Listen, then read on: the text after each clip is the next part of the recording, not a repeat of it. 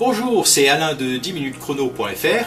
Très heureux de vous retrouver encore une fois cette semaine pour un topo sur un truc qui peut parfois nous déstabiliser lorsqu'on fait du phoning en business to business, le barrage, secrétariat ou standard.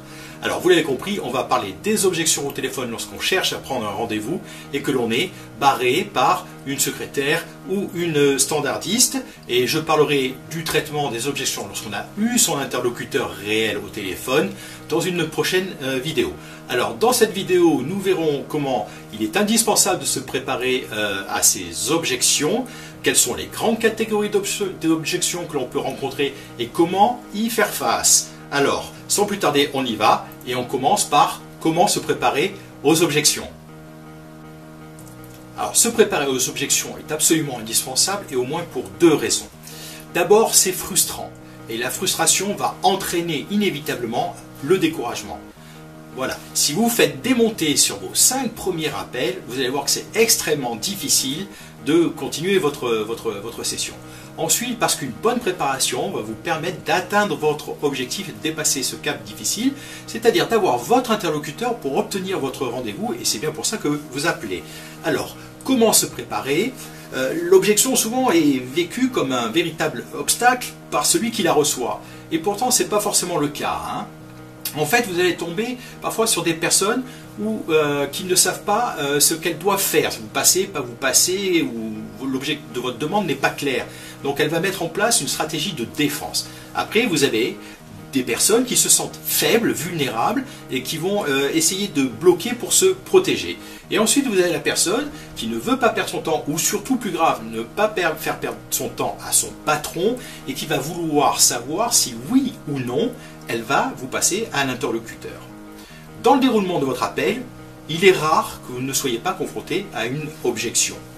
Alors, nous allons voir en premier les soucis qu'on a avec les barrages standards et ensuite avec les secrétaires ou les assistantes. Et là, vous allez voir, c'est un petit peu plus difficile. Alors, le barrage du standard. Alors, si c'est un standard, honnêtement, en règle générale, c'est pas trop difficile. La standardiste a rarement pour mission de filtrer, mais plutôt d'aiguiller, de fluidifier les appels et d'adresser sur les bons services ou les bons correspondants. Donc si la standardiste hésite, c'est que votre requête n'est pas assez précise. Donc ça se travaille avant votre appel. Pensez à être précis dans votre demande. Alors par exemple, oui, Société Tartampion, bonjour. Alors, bonjour Alain G. Est-ce que vous pourriez me passer monsieur Robert Trucmuche, s'il vous plaît? Voilà. Ou alors, vous ne connaissez pas le nom de l'interlocuteur, ça peut être « Bonjour Alain G, pouvez-vous me passer le service formation s'il vous plaît ?» Alors, s'il y a un barrage standard, qu'est-ce qui va se passer? On va vous dire « C'est à quel sujet ?» Alors là, ne rentrez pas dans le débat avec la standardiste. Préparez un motif technique d'appel. Par exemple, c'est au sujet de la gestion qualitative des funnels de vente. En règle générale, on va vous passer votre interlocuteur. Mais si la standardiste a des consignes un petit peu plus strictes, elle va vous demander encore oui, mais c'est-à-dire. Alors là, vous restez toujours sur votre argument technique. C'est pour... alors par exemple, vous allez dire, c'est les modifications marketing sur la gestion des funnels et leur impact sur la stratégie marketing. Donc là, en principe, ça doit débloquer la situation. Alors si on vous fait le coup de la plaquette, n'hésitez pas. Madame, c'est déjà fait et c'est justement à ce sujet que je dois m'entretenir avec Arnold Trucmuche au sujet de la modification des analyses qualitatives des funnels de vente et leur impact sur votre stratégie marketing. Est-ce que vous pouvez me le passer s'il vous plaît? Voilà, il faut être un petit peu ferme, sympathique, mais en règle générale, ça devrait passer. Voilà, pour le barrage standard, la plupart du temps, honnêtement, c'est facile. Maintenant, on vous passe et là, vous n'êtes pas sur votre interlocuteur, mais sur son assistante. Comment ça se passe? Alors, l'assistante ou la secrétaire. Alors là, ça se complique. Sa fonction, c'est de filtrer. Et de filtrer particulièrement les commerciaux. Alors, de la même manière que pour le standard, vous utilisez un argument technique pour dire en gros bonjour, je souhaiterais que vous me passiez monsieur Trucmuche pour Alain Gaudy. C'est à quel sujet? C'est pour l'analyse qualitative des funnels de vente. Bon, ça je vous passe, vous revoyez ce qu'on a dit pour le standard, c'est à peu près la même chose. Alors qu'est-ce qui peut se passer? La secrétaire vous passe votre interlocuteur, bon ça c'est super cool, à vous de jouer maintenant pour avoir votre rendez-vous. Deuxième cas de figure, la secrétaire appelle son patron pour savoir si elle vous passe ou pas. Alors là, il y a aussi deux cas de figure.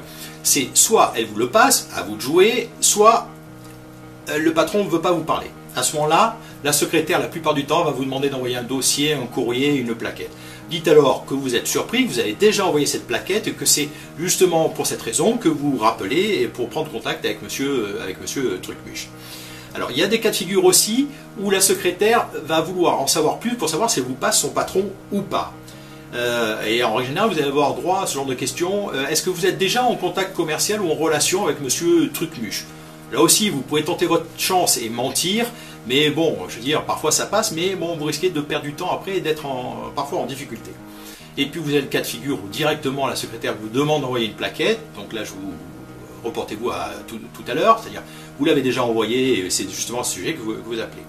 Alors il y a aussi des cas où les secrétaires ou les assistantes sont des vrais cerbères, ont eu des consignes très strictes. Et vous sort, nous ne sommes pas intéressés par les propositions commerciales, nous avons déjà nos propres fournisseurs et nous n'en changerons pas, etc. Là honnêtement, ça va être assez difficile, c'est souvent pas loin d'être cuit. Et il y a aussi le cas de figure quand même où l'interlocuteur est absent, est occupé, est en rendez-vous, etc. Alors là, essayez de faire de l'assistante ou de la secrétaire votre allié, demandez-lui à quel moment il est préférable de rappeler monsieur Trucmuche, vous qui le connaissez, quand est-ce que vous me conseillez de le joindre, etc. Éventuellement même jusqu'à prendre rendez-vous avec la secrétaire. Hein. Et ça, vous allez voir dans les 3 astuces que je vous livre pour vous aider à passer ces barrages de secrétaire. Et ça, c'est l'astuce numéro 1. On y va tout de suite. Alors, passer une vraie secrétaire ou une vraie assistante chargée de filtrer, vous l'avez compris, c'est assez difficile. Donc voici, je vous livre 3 astuces. L'astuce numéro 1, dites à la secrétaire qui vous bloque, puisque c'est vous qui semblez décider si on peut me passer ou pas monsieur Trucmuche, ce que je vous propose, c'est de prendre rendez-vous avec vous. Vous serez en mesure à ce moment-là de faire un compte-rendu rapide à monsieur Trucmuche, qui verra de l'opportunité de continuer cette relation ou pas. Alors, astuce numéro 2, ce que vous pouvez faire aussi, c'est contourner l'assistante. Alors, il faut bien comprendre que la plupart du temps, vous allez avoir affaire souvent à une dame, que souvent elle est absente le mercredi après-midi, qu'elle ne reste pas forcément très tard le soir ou très tôt le matin. Vous pouvez même appeler pendant les congés scolaires. Vous avez une chance d'avoir monsieur Robert Trucmuche en direct. Voilà. Et une troisième astuce aussi, c'est que beaucoup d'entreprises utilisent des numéros de téléphone qui se suivent. Alors, au lieu de composer le numéro standard qui vous a barré ou qui ne vous a pas passé votre correspondant, composez un numéro avec les 2 derniers chiffres différents. Et là, vous expliquez que vous deviez être mis en relation avec monsieur Robert Trucmuche, mais qu'il y a eu une erreur d'aiguillage et vous demandez à ce qu'on vous mette en relation directement avec monsieur Trucmuche. Parfois, ça marche pas mal.